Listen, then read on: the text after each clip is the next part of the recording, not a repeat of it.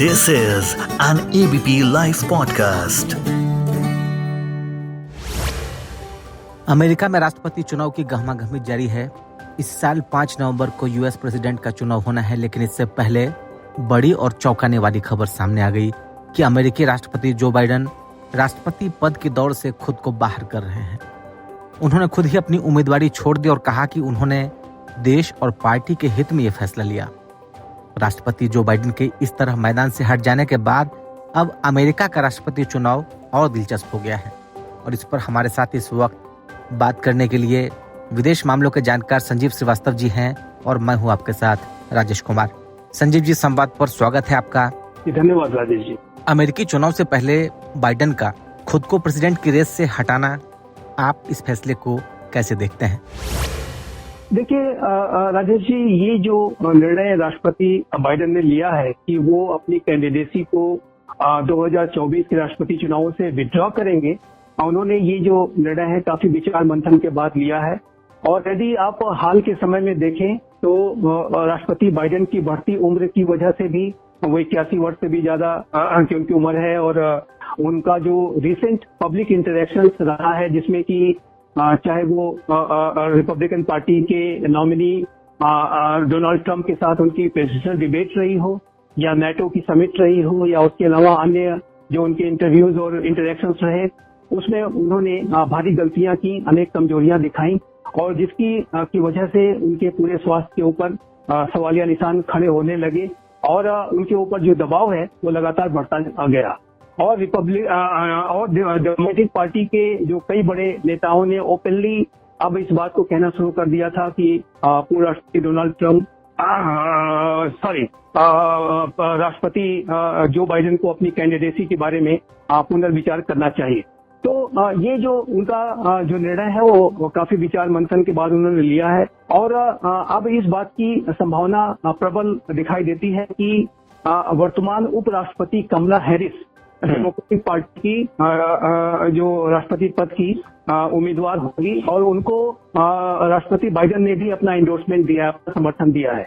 और उसी तरीके से जो अन्य जो डेमोक्रेटिक पार्टी के बड़े नेता हैं वो भी उन्हें अपना समर्थन देते जा रहे हैं। अभी ऐसी रिपोर्ट्स हैं कि जो डेमोक्रेटिक पार्टी के अमेरिका के 50 राज्यों के जो अध्यक्ष हैं उन्होंने कमला हैरिस को अपना एंडोर्समेंट दिया है, और ये जो एंडोर्समेंट की संख्या कमला हैरिस के पक्ष में लगातार बढ़ती जा रही है। तो इस बात की संभावना प्रबल दिखाई देती है कि कमला हैरिस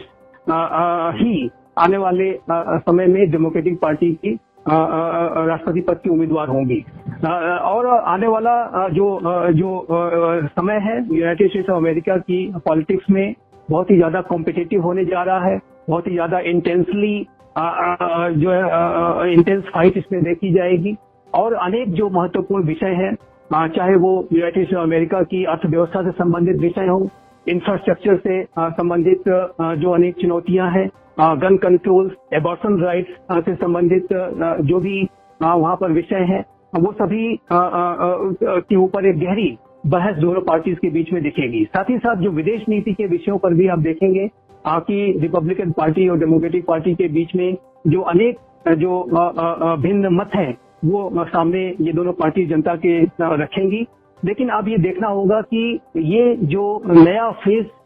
डेमोक्रेटिक पार्टी में शुरू हुआ है, और उसके बाद जो दोनों पक्ष अपने विचारों को अमेरिका की जनता के सामने रखेंगे, उसमें अनडिसाइडेड जो वोटर्स हैं, जो कि अमेरिका के राष्ट्रपति चुनाव में सबसे महत्वपूर्ण भूमिका निभाते हैं, जो स्विंग स्टेट्स हैं, उनका रुझान, उनका समर्थन किस पार्टी को जाता है। लेकिन इतना मैं अवश्य कहूंगा कि वर्तमान समय में जो अमेरिका का जो राजनीतिक परिदृश्य है उसमें डोनाल्ड ट्रंप जो अमेरिका के पूर्व राष्ट्रपति हैं, रिपब्लिकन पार्टी के नॉमिनी हैं, उनका जो पलड़ा है, उनका जो पक्ष है वो काफी मजबूत दिखाई देता है। राष्ट्रपति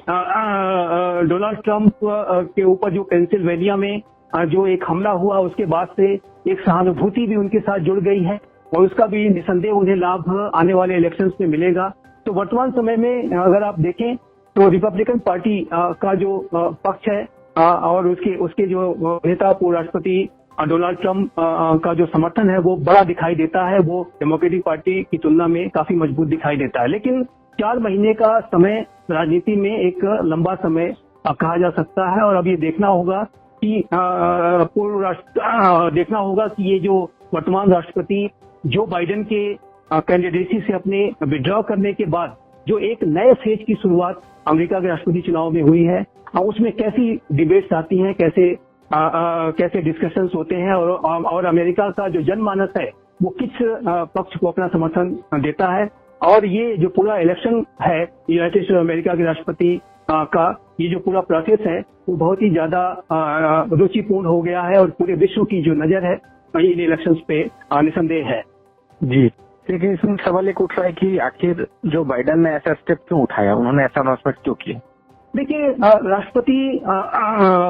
जो बाइडेन के ऊपर हाल के समय में लगातार दबाव बढ़ता जा रहा था, और उनके जो रिसेंट पब्लिक इंटरेक्शंस रहे हैं उसमें उनका परफॉर्मेंस, उनका जो प्रदर्शन है वो काफी वीक रहा। और यदि आप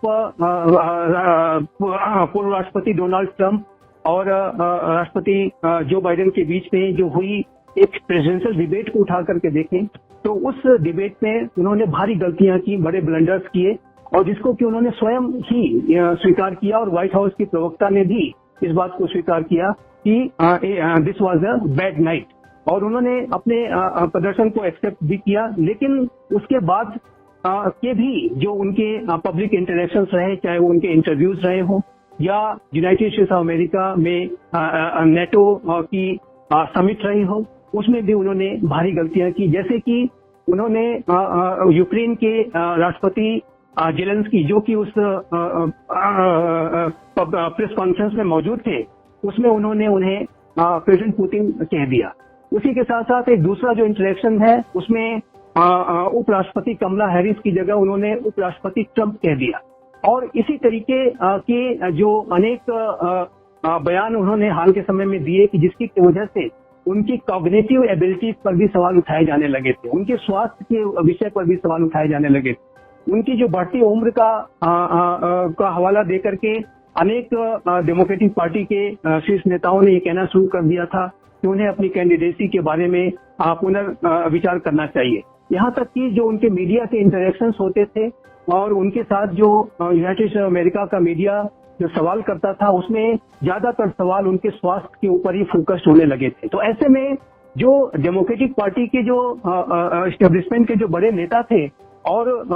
उसके बाद जो डेमोक्रेटिक पार्टी को डोनेट करने वाले जो बड़े डोनर्स थे, उनके अंदर भी आशंकाएं हो गई थी कि अगर इसी तरीके की स्थिति रही तो क्या वो एक सशक्त और मजबूत डोनाल्ड ट्रंप का मुकाबला कर पाएंगे। तो ऐसे में उनके ऊपर ये दबाव बनने लगा था कि वो अपने कैंडिडेसी को विड्रॉ करें। हालांकि ये मैं अवश्य कहूंगा कि उन्होंने ये जो निर्णय लिया है वो स्वयं से ही लिया है, और उन्हें कोई फोर्स करके उनसे कोई निर्णय ये नहीं करा सकता था। लेकिन जाहिर है कि उन्होंने United states of America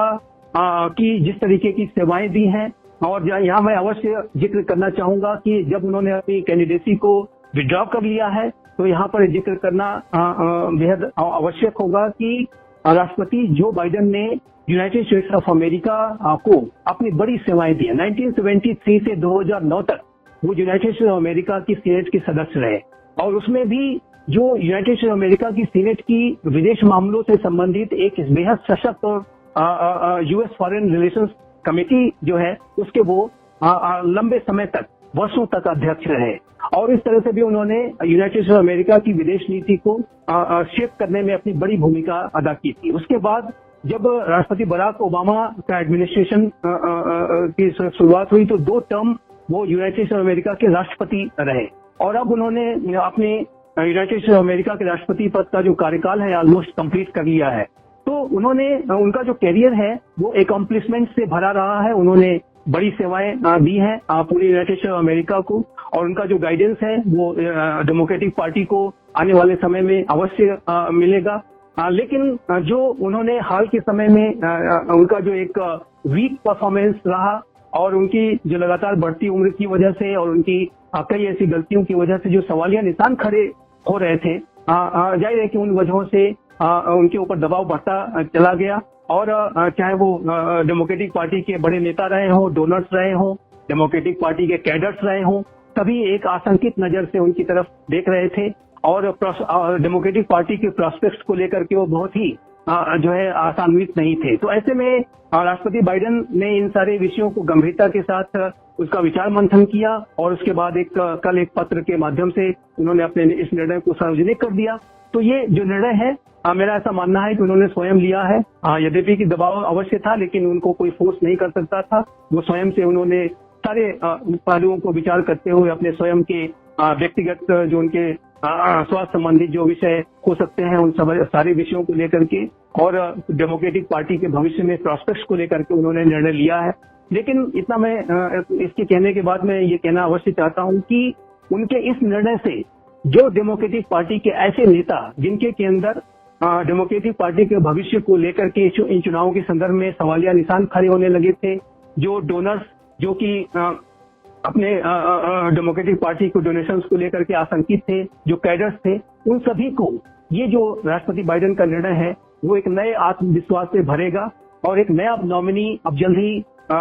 democratic party का होगा और उसके बाद ये डेमोक्रेटिक पार्टी एक मजबूत और सशक्त तरीके से, एकताबद्ध तरीके से आने वाले चुनावों को लड़ेगी। जहां तक उपराष्ट्रपति कमला हैरिस की दावेदारी का प्रश्न है, तो उन्होंने ये दावेदारी कर दी है और उन्होंने इस बात को अपने बयान में कहा है कि वो आने वाले समय में राष्ट्रपति पद की उम्मीदवारी करते समय ये चाहेंगी कि डेमोक्रेटिक पार्टी यूनाइट हो, जो और डोनाल्ड ट्रंप जैसी एक जो महत्वपूर्ण और बड़ी चुनौती डेमोक्रेटिक पार्टी के सामने है उसका सभी एकताबद्ध होकर के मुकाबला करें। तो ये निसंदेह डेमोक्रेटिक पार्टी को री एनर्जाइज करेगा, उनके अंदर उनके कैडर्स में एक नया आत्मविश्वास भरेगा और आने वाला जो इलेक्शन है यूनाइटेड स्टेट्स ऑफ अमेरिका का वो बहुत ही ज्यादा इंटेंसली कॉम्पिटिटिव होगा, ये स्पष्ट रूप से दिखता है। एक सवाल ये कि इस वक्त आपको क्या लग रहा है कि डोनाल्ड ट्रंप को अपनी जीत क्यों आसान लगने लगी है अमेरिकी राष्ट्रपति चुनाव में? देखिए, पूर्व राष्ट्रपति डोनाल्ड ट्रंप काफी आत्मविश्वास से भरे हुए हैं। उनकी जो जीत उन्हें आसान लगने के कई कारण है। जाहिर है कि जो राष्ट्रपति बाइडेन की जो नीतियों के संदर्भ में जो उनके विचार हैं वो वर्तमान समय में जो अमेरिका के अंदर ऐसे वोटर्स जो कि राष्ट्रपति बाइडेन की नीतियों से संतुष्ट नहीं है उनको निसंदेह अपना समर्थन देंगे। चाहे वो रशिया यूक्रेन के संदर्भ में बाइडेन एडमिनिस्ट्रेशन का जो अप्रोच रहा और ये युद्ध आप जानते हैं कि लगभग 2.5 वर्षों से लगातार जारी है और राष्ट्रपति जो बाइडेन की जो एक traditional conventional foreign policy approach के साथ जो कार्य वो करते हैं उससे अलग जो पूर्व राष्ट्रपति डोनाल्ड ट्रंप का जो अप्रोच है वो जाहिर है कि वो भिन्न अप्रोच है और उन्होंने अपने अनेक बयानों में इस बात को कहा है कि ये जो युद्ध अमेरिका परोक्ष रूप से लड़ रहा है और यूक्रेन को जो अपना बड़ा समर्थन दे रहा है उससे अमेरिका को और अमेरिका के जनमानस को उसका क्या लाभ हुआ। तो इस तरीके के अनेक जो सवालिया निशान अमेरिका की विदेश नीति पर डोनाल्ड ट्रंप ने उठाए हैं उसको अमेरिका के अनेक जो वर्ग ऐसे हो सकते हैं जिनको कि उनका बड़ा समर्थन मिल सकता है। यूनाइटेड स्टेट्स ऑफ अमेरिका की जो इकोनॉमी है, यूनाइटेड स्टेट्स ऑफ अमेरिका में जो इंफ्रास्ट्रक्चर जो कि जिसके की क्रैम्बलिंग करने की बात कही जाती है और उस संदर्भ में डोनाल्ड ट्रंप जिस तरीके के प्रश्न उठाते हैं, साथ ही साथ जो यूनाइटेड स्टेट्स ऑफ अमेरिका के अंदर एबॉर्शन राइट्स को लेकर के जो एक डिवाइड है, गन कंट्रोल लॉज को लेकर के जो डिवाइड है उसको भी वो अपने पक्ष में अधिक से अधिक एक्सप्लॉइट करने की कोशिश करेंगे।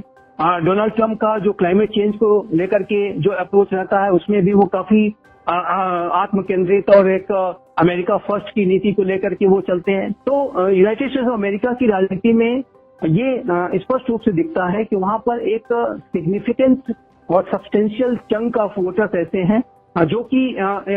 जो डोनाल्ड ट्रंप की जो अमेरिका फर्स्ट की जो उनकी जो एक नीति रहती है उसको अपना बड़ा समर्थन देते हैं। और यूनाइटेड स्टेट्स ऑफ अमेरिका के ऐसे वोटर्स जिसको कि डोनाल्ड ट्रंप के द्वारा फॉरगॉटन पीपल के नाम से संबोधित करके कहा जाता है कि ऐसे अनेक ऐसे लोग हैं जिनको कि जो वर्तमान की सरकार है, जो बाइडेन की जो सरकार है, उन्होंने इग्नोर करके रखा हुआ है। तो ऐसे लोगों के जब वो हितों की बात करते हैं तो उनके जाहिर है कि उनके समर्थन को भी वो पाते हैं। तो यूनाइटेड स्टेट्स ऑफ अमेरिका के जो असंतुष्ट वोटर्स वर्तमान समय में जो परिदृश्य दिखता है उसमें वो डोनाल्ड ट्रंप को अपना समर्थन देते हुए दिखाई दे रहे हैं। इसी वजह से हाल के समय में आप देखिए तो जो भी वहां पे पब्लिक ओपिनियन सर्वेज हुए हैं उसमें सभी में डोनाल्ड ट्रंप ने एक बड़ी बढ़त हासिल कर रखी है। और यहाँ तक कि कमला हैरिस के संदर्भ में भी एक पब्लिक ओपिनियन सर्वे जब कराया गया तो कमला हैरिस जो बाइडेन से थोड़ा ही आगे दिखी, और जो बाइडेन और कमला हैरिस और डोनाल्ड ट्रंप के बीच का जो अंतर था पब्लिक ओपिनियन सर्वे का, वो काफी सब्सटेंशियल दिखाई दिया। तो ये स्पष्ट है कि जो पूर्व राष्ट्रपति डोनाल्ड ट्रंप के जो अनेक विचार हैं, जो उनके अनेक विषयों पर जो उनके मत हैं, उनको लोगों का समर्थन मिल रहा था। लेकिन साथ ही साथ एक बड़ी घटना जो हुई पेंसिल्वेनिया में, जब उनके ऊपर एक जानलेवा हमला किया गया और एक मिराकुलस तरीके से वो बाल बच गए, उसके बाद से जो अमेरिका की जनता का एक की जो सहानुभूति है वो भी अब डोनाल्ड ट्रंप के साथ जुड़ गई है। और मेरा ये स्पष्ट रूप से मानना है कि इसका एक बड़ा लाभ उन्हें आने वाले इलेक्शंस में मिलेगा, और उनके साथ जो उनकी एक सहानुभूति का जो पक्ष है वो भी एक बहुत ही मजबूत फैक्टर के रूप में उनके साथ जुड़ गया है। और इसी वजह से यदि वर्तमान समय में आप देखें तो उनका जो आत्मविश्वास है वो काफी बड़ा दिखाई देता है। और एक बात और भी यहाँ पर दिखती है कि जो वर्तमान में रिपब्लिकन पार्टी के नॉमिनी और पूर्व राष्ट्रपति डोनाल्ड ट्रंप है, उन्होंने अपने रनिंग मेट के तौर पर जेडी वेंस को उपराष्ट्रपति पद के लिए चुना है। जेडी वेंस मात्र 39 वर्ष की आयु के एक यूनाइटेड स्टेट्स ऑफ अमेरिका के सेनेटर हैं, और उनकी जो धर्मपत्नी है वो भारतीय मूल की हैं, और उनका जो पूरा व्यक्तित्व है वो एक युवा शक्ति, एक next generation of the United states of America को रिप्रेजेंट करता हुआ दिखाई देता है। तो ऐसे में उन्होंने अपना जो एक रनिंग मेट चुना है वो भी एक निसंदेह उनके लिए एक लाभदायक साबित होगा, और एक उम्रदराज रिपब्लिकन पार्टी के नेता के साथ एक नेक्स्ट जनरेशन का एक बेहद प्रखर नेता,